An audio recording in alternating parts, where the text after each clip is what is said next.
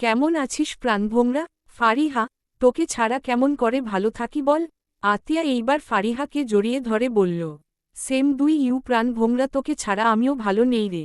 ফারিহা এইবার আতিয়াকে নিজের থেকে ছাড়িয়ে সম্মুখে দাঁড় করিয়ে বলল। এটা আমাকে বিশ্বাস করতে হবে? আতিয়া, কি? ফারিহা, এটা যে তুই ভালো নেই? আতিয়া, তো কি? ফারিহা, তো কি মানে তোর কি এখন আর আমাকে লাগে তোর জামাই হয়ে গেছে তাহলে তুই ভালো থাকবি না কেন? ইসস, যদি আমারও একটা জামাই হয়তো। আতিয়া নাকমুখ খিচে বলল। দিল তো হনুমান নির্জীব মানুষটার নাম বলে মুডের 12টা বাজিয়ে দিতে। ফারিহা অবাক হয়ে বলল, কি বলছিস তুই এইসব? আতিয়া, যা ঠিক তাই বললাম। ফারিহা এইবার মুখে দুষ্টু হাসি নিয়ে আতিয়াকে বলল, কাল রাতে কি হয়েছিল জানো? আতিয়া ওইভাবে বলল, কিছু হওয়ার কথা ছিল নাকি? ফারিহা, আরে বুঝছিস না কেন আমার কথা? আমি বলতে চাচ্ছি কাল তো তোদের বাসর রাত ছিল জিজু। ফারিহাকে কথা সম্পূর্ণ করতে না দিয়ে আতিয়া ওয়াক ওয়াক শুরু করল। কমা কমা। ফারিহা তাড়াতাড়ি আতিয়ার পিঠে হাত বুলিয়ে দিতে দিতে বলল, কি হলো এমন করছিস কেন? তার মানে কি প্রথম রাতে? আতিয়া তাড়াতাড়ি ফারিহার কথা কেড়ে নিয়ে দুই হাত জোর করে বলল, চুপ যা বইন, চুপ যা। কিসের সাথে কি মিলাচ্ছিস?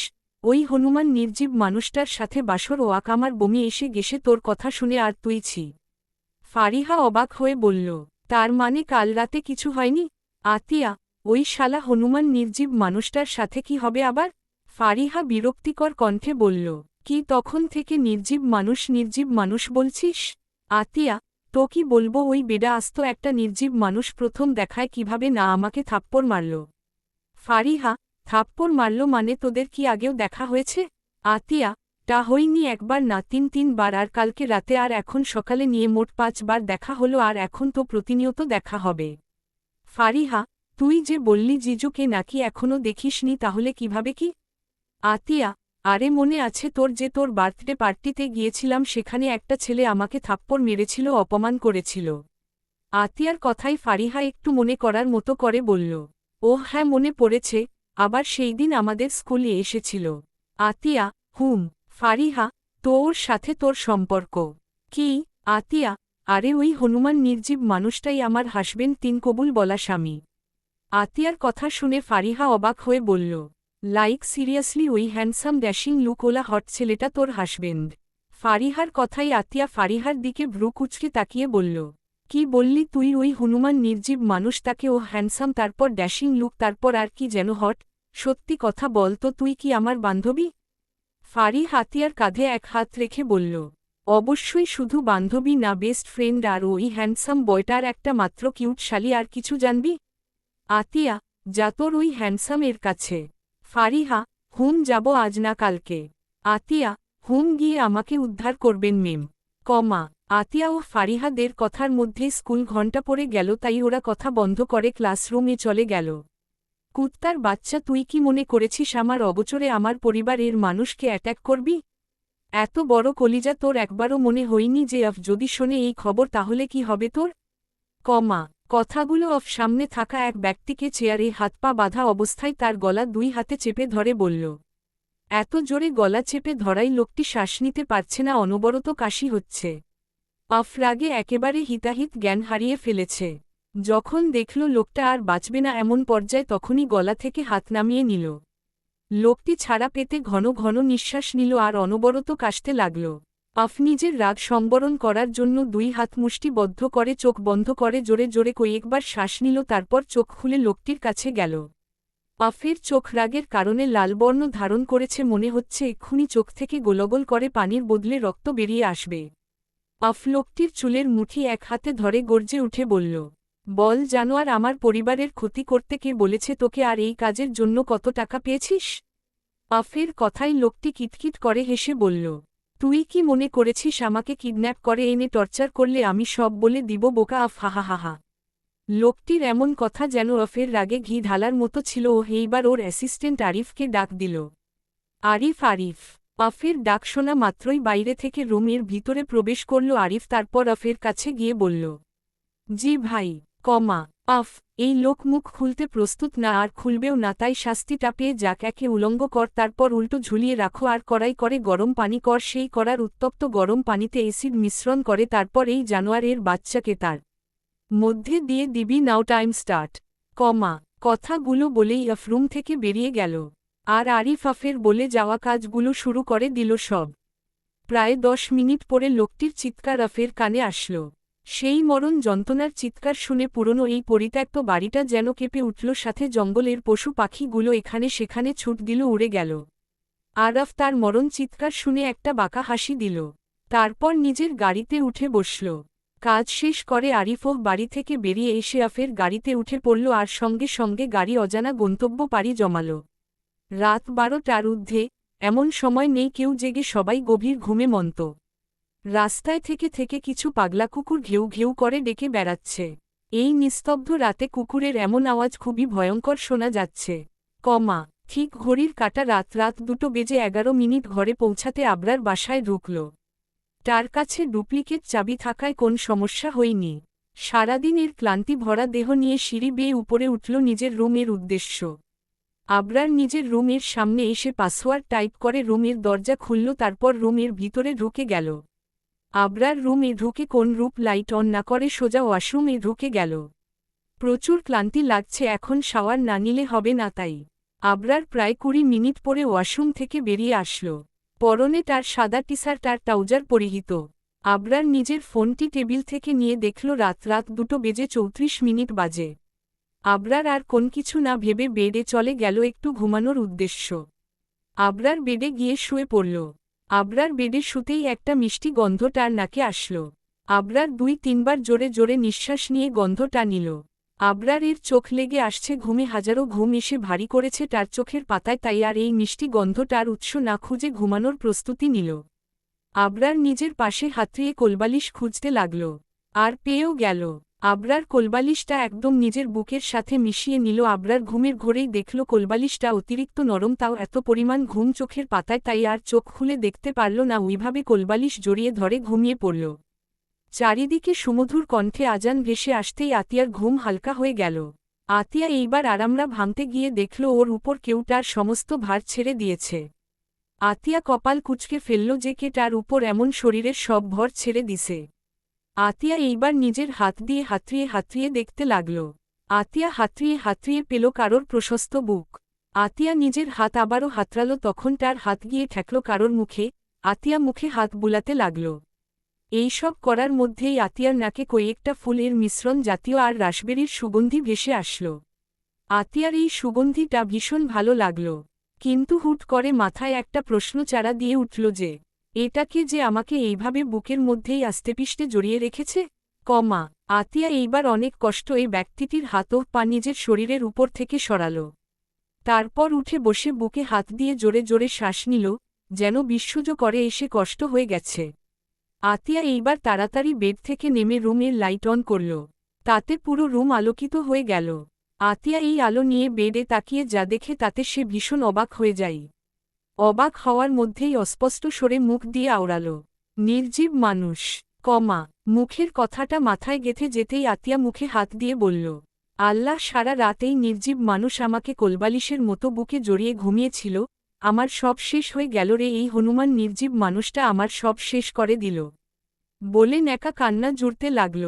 আতিয়ার কান্নার আওয়াজ আবরারের কানে আসতেই আবরারের ঘুম ভেঙে গেল।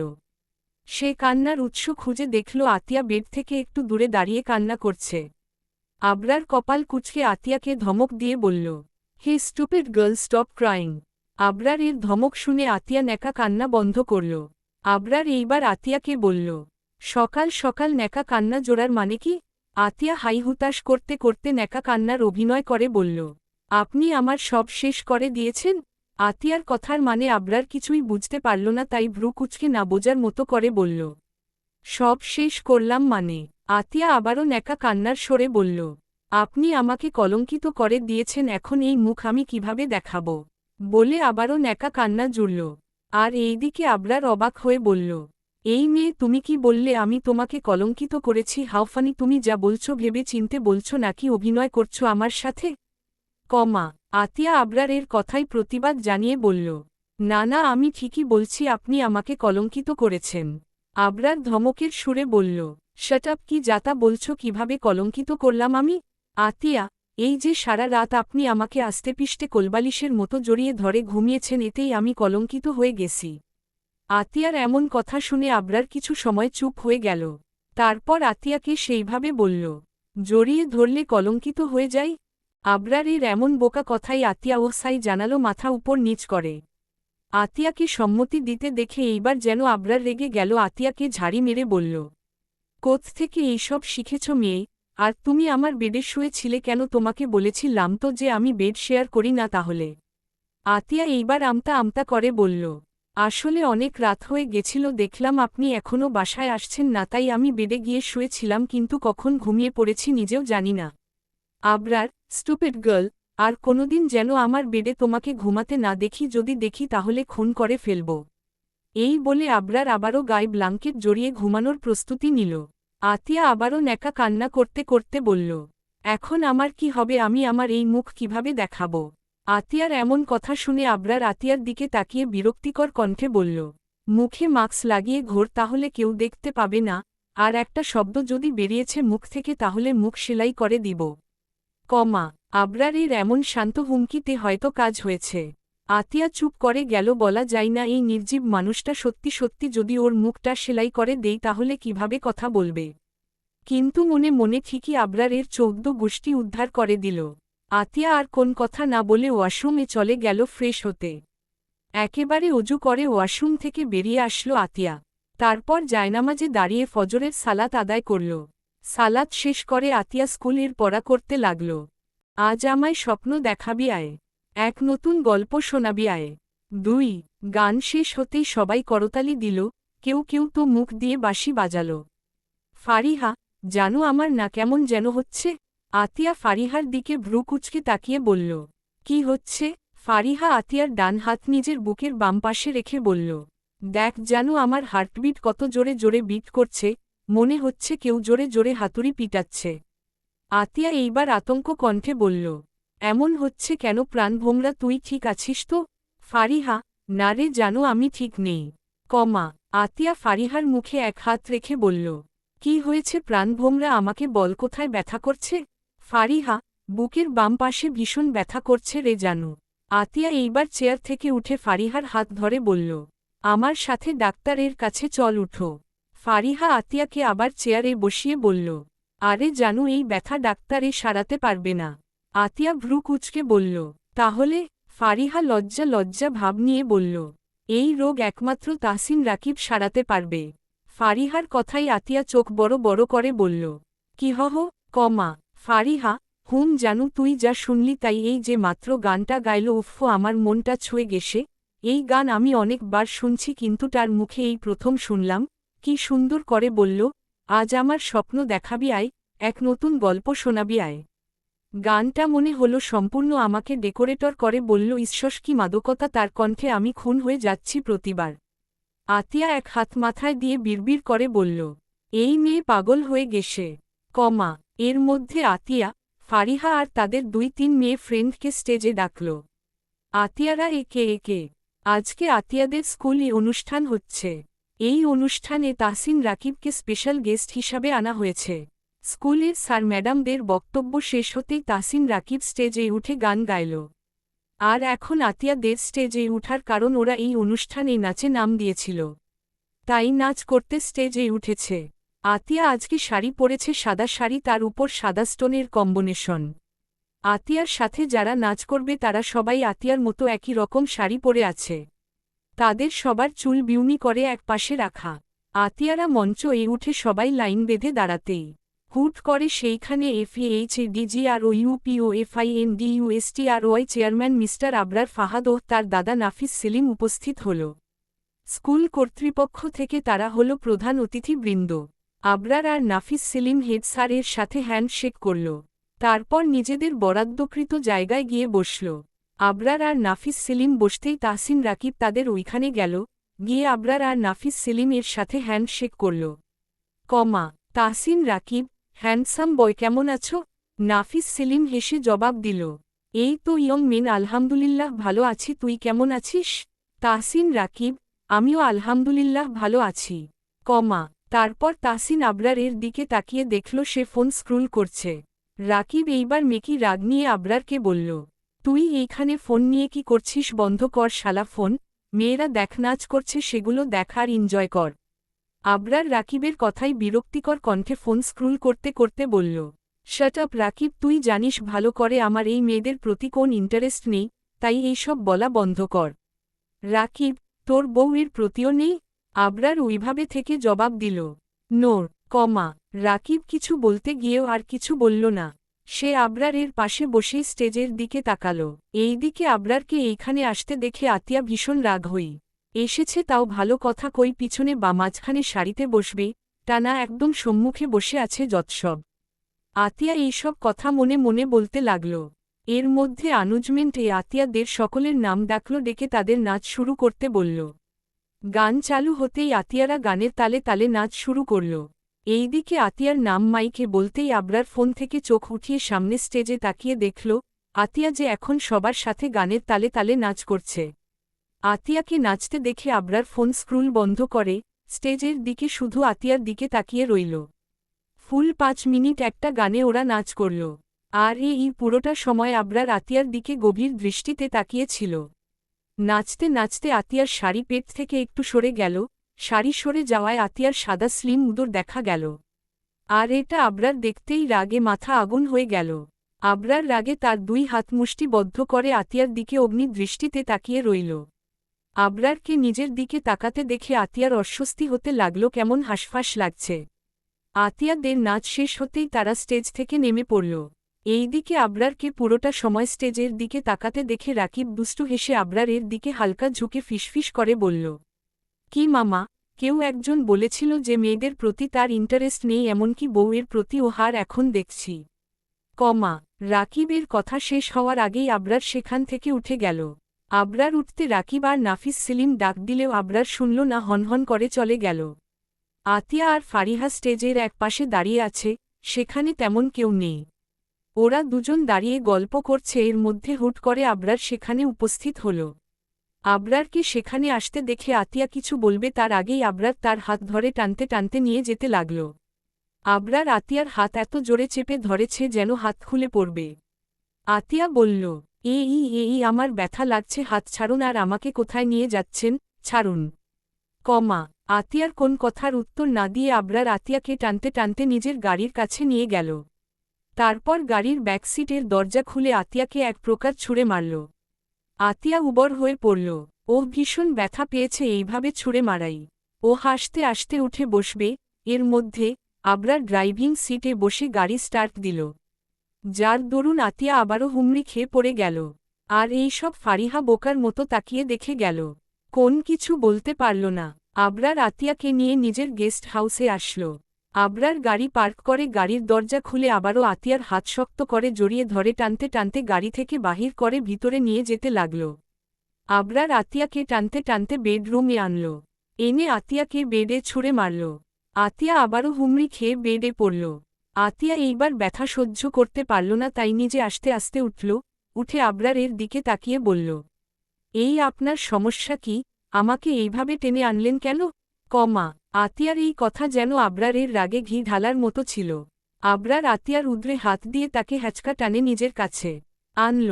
কোন পুরুষের এত কাছে আসায় আতিয়ার কেমন যেন অস্বস্তি ফিল হচ্ছে, শ্বাস নিতে পারছে না, যেন গলায় আটকে আছে। আতিয়ার এমন হওয়ার মধ্যেই দেখল তার পেট জলে ছাই হয়ে যাচ্ছে। আতিয়া নিজের পেটের দিকে তাকিয়ে দেখল আবরার তার হাতের নখ দিয়ে পেটে হাঁচড়িয়ে দিচ্ছে। এটা দেখে আতিয়া রেগে গেল খুব, সে কয়টা করা কথা শোনাবে বলে আবরারের দিকে তাকাতেই আবরার আতিয়াকে কথা বলতে না দিয়ে তার নরম ঠোঁট জোড়ায় নিজের শুষ্ক ঠোঁট ডুবিয়ে দিল। আতিয়া কিছুই বুঝতে পারল না কি হচ্ছে, কিন্তু যখন দেখল ও নিঃশ্বাস নিতে পারছে না তখনই আতিয়া ছোটাছুটি করতে লাগল। কিন্তু তাও নিজেকে আবরারের থেকে ছাড়াতে পারল না।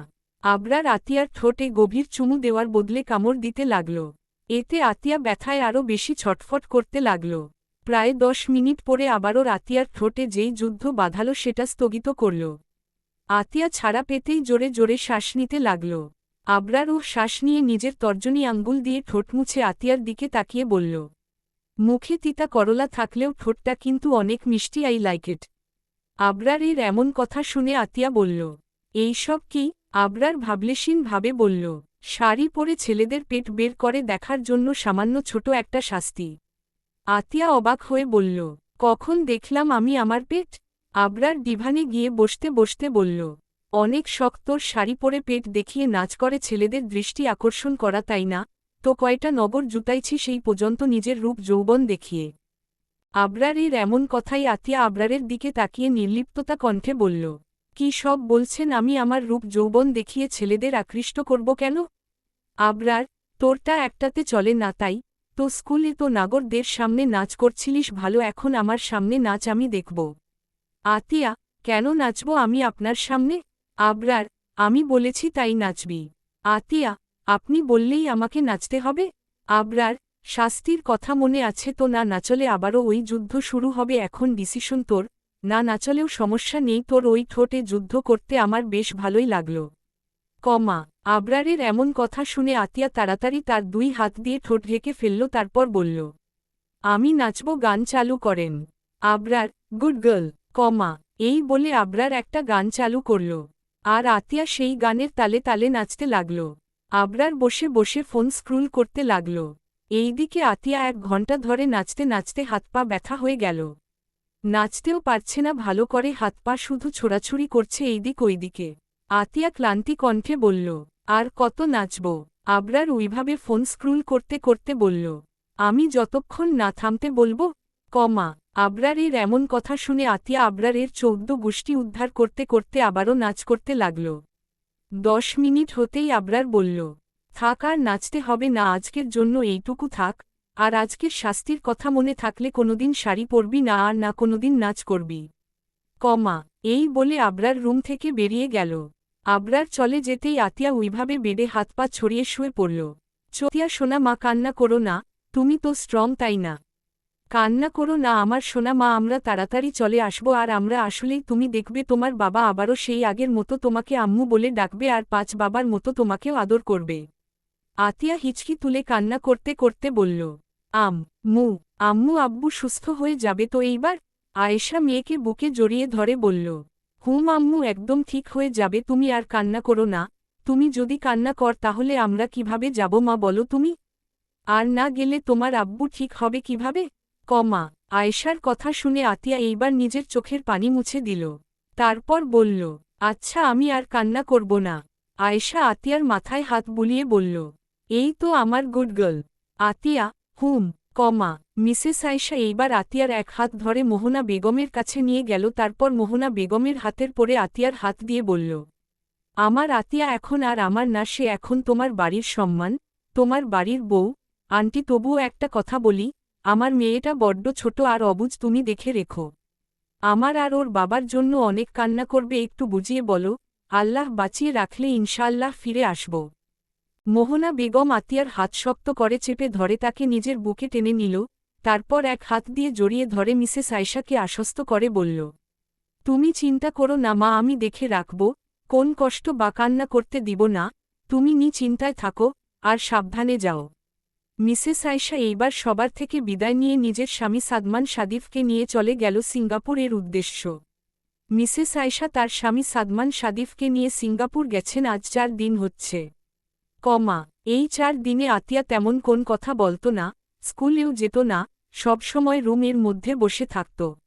মোহনা বেগম আর নাফিস সেলিম এসে এসে আতিয়ার সাথে কথা বলত, আতিয়াকে খাইয়ে দিত। আজ 4 দিন পরে আতিয়া স্কুল যাবে, তাই এখন ডাইনিং টেবিলে বসে নাস্তা করছে। আতিয়া, দাদি। মোহনা বেগম, কি দাদুমনি?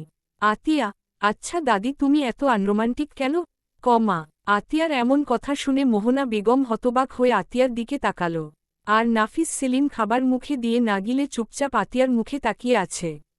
এইদিকে আতিয়া নিজের দিকে তাকিয়ে থাকতে দেখে বলল, কি ব্যাপার তোমরা 2 জন আমার দিকে এইভাবে তাকিয়ে আছো কেন? মোহনা বেগম হতবাক থাকা অবস্থায় বলল, তুই এক্ষুনি কি বললি যে আমি আনরোমান্টিক? আতিয়া খেতে খেতে বলল, তাই নয়তো কি, আমি দেখছি দাদা তোমাকে কত ভালোবাসে, কত যত্ন করে, আর তুমি দাদার সাথে শুধু ঝগড়া কর, দাদাকে বক, একদম ভালোবাসো না, তাই তুমি আনরোমান্টিক বুঝলা দাদিজান? আতিয়ার এমন কথা শুনে মিসেস মোহনা আর নাফিস সেলিম হো হো করে হেসে দিল। ওদের এইভাবে হাসতে দেখে আতিয়া বোকা ভাবে বলল, কি হলো তোমরা হাসছ কেন, কি ভুল বললাম আমি? নাফিস সেলিম হাসি থামিয়ে বলল, ঠিক বলেছিস দাদুমনি, তোর দাদিজান আসলেই আনরোমান্টিক। আতিয়া, হ্যাঁ আমিও তো সেটাই বলছি, কিন্তু তোমরা হাসছ। নাফিস সেলিম, হ্যাঁ কারণ তোর দাদিজান। মিসেস মোহনা নাফিস সেলিমকে কথা বলতে না দিয়ে রাগী কণ্ঠে বলল, চুপ কর দাদা, আর নাথনি মিলে আমার সামনে আমার নামে বদনাম গাওয়া হচ্ছে। আতিয়া, আতিয়াকে কথা বলতে না দিয়ে মিসেস মোহনা বলল, চুপ কর তুই, স্কুলের দেরি হয়ে যাচ্ছে, তাড়াতাড়ি খেয়ে স্কুলে যা।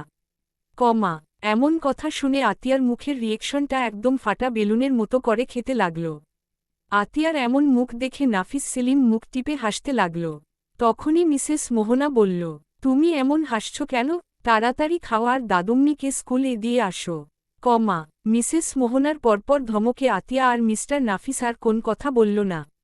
তারপর তারা খাওয়া শেষ করে মিসেস মোহনা থেকে বিদায় নিয়ে চলে গেল। রাগ করছিস কেন প্রাণভোমরা? এই দেখ, তুই রেগে থাকলে আমার একদম ভালো লাগে না। ফারিহা আতিয়ার দিক থেকে মুখ ঘুরিয়ে দাঁড়িয়ে বলল, আমি কি হই তোর যে রাগ করব? আতিয়া, ওহ প্রাণভোমরা, রাগ করিস না প্লিজ, তুই তো আমার প্রাণভোমরা, তুই যদি রেগে থাকিস তাহলে আমি কেমনে বাঁচব বল তুই? ফারিহা, কেন আমি না থাকলে তুই বাঁচবি না কেন? তোর তো জামাই আছে, জানা জামাই এর কাছে আমার কাছে কি করছিস?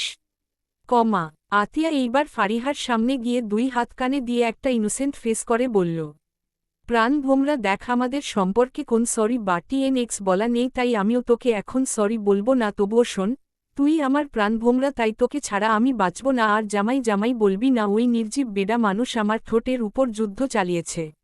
আতিয়ার ইনোসেন্ট ফেস দেখে ফারিহা গলে গেল, কিন্তু পরক্ষণে ঠোঁটে যুদ্ধর কথা শুনে ফারিহা চোখ বড় বড় করে আতিয়ার দিকে তাকিয়ে বলল, কি বললি জানু, তোর ঠোঁট উপর যুদ্ধ হয়েছে? আতিয়া কান্না কান্না ফেস নিয়ে বলল, আর বলিস না প্রাণভোমরা, আগের দিন আমাকে টানতে টানতে ওই নির্জীব মানুষ ওর কোন বাড়িতে নিয়ে গিয়ে আমার ঠোঁটের উপর 10 মিনিট ধরে যুদ্ধ চালিয়েছে, আবার আমার পেট হাঁচারিয়ে দিছে। আর আতিয়াকে কথা বলতে না দিয়ে ফারিহা তাড়াহুড়ো করে বলল, জানু জানু, তোকে এইসব করল কেন জিজু?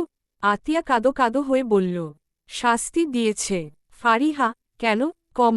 আতিয়া, আগের দিন ফাংশনে নাচ করছিলাম, আর নাচ করতে গিয়ে শাড়ি পেটের উপর থেকে সরে গিয়েছিল, তাই। আর আমাকে শাস্তি দেওয়ার পরে ওয়ার্নিং দিছে, আর যদি নাচি তাহলে এর থেকে বেশি শাস্তি দিবে। ফারিহা আতিয়ার কাঁধে হাত রেখে বলল, ঈশ্বর, দেখেছিস আমার জিজু কত ওভার পসেসিভ তোর উপর? তোকে নিয়ে জেলাসি ফিল করে, উফ কি দারুণ। ফারিহার কথা শুনে আতিয়া মুখ কুঁচকে ফেলে বলল, চুপ কর তুই, ওই নির্জীব মানুষ আমাকে নিয়ে জেলাসি ফিল, এটা আমাকে মানতে হবে? ফারিহা, মানতে হবে না, মেনে নে। আতিয়া, চুপ করেন মেম, এইবার ক্লাসে চলেন। এই বলে ওরা দুজনই ক্লাসে চলে গেল। সূর্যের মতো তেজ তোমার। বাবা প্রাণভোমরা, এত ছন্দময় কথা কার জন্য? ফারিহা, আমার জামাই জানের জন্য। আতিয়া ভ্রু কুচকে বলল, কে তোর জামাই? ফারিহা চোখ বন্ধ করে বলল, তাহসিন রাকিব। আতিয়া ফারিহার পিঠে হালকা থাপ্পড় মেরে বলল, শালি, ওই তাহসিন সাকিবের ভূত লেগেছে তোর। ফারিহা, জানু নামটা অন্তত ঠিক বল। তাহসিন রাকিব, নট সাকিব। আতিয়া, ওই হলো একটা। ফারিহা, হলো একটা না, ও আমার জানপরাণ, আমার কলিজা, আমার কিডনি, আমার ফুসফুস, আমার হাত, আমার পা, কান, নাক, চুল, ঠোঁট, জিভ, আর কিছু থাকলেও সেগুলো। ফারিহার কথা শুনে আতিয়া মাথায় হাত দিয়ে বলল, হাই আল্লাহ, এই পাগল মাইয়াকে দিয়ে আমি কি করব এখন? আতিয়ার কথায় ফারিহা ভাবলেশীন ভাবে বলল, বেশি কিছু না জানু, জাস্ট আমার প্রাণপ্রিয় পোড়ানের স্বামী, তার কাছে আমাকে দিয়ে আয়, তাহলে হইবে। আতিয়া এইবার ফারিহার দিকে তাকিয়ে বলল, প্রাণভোমরা, তুই জানিস তুই একদম পাগল হয়ে গেছিস, তোকে এইবার পাবনায় ভর্তি করাতে হবে। ফারিহা চোখ বন্ধ করে এক হাত বুকে দিয়ে বলল, জানু, আমি পাগল হয়ে গেছি, সেটা তাহসিন রাকিবের জন্য। এখন পাবনায় ভর্তি করালে আমি জীবনেও সুস্থ হব না। আমার এই পাগলামি কোন পাগলের ডাক্তার না, স্বয়ং আমার তাহসিন রাকিব ঠিক করতে পারবে। আতিয়া, আচ্ছা। ফারিহা চোখ খুলে বলল, কি আচ্ছা?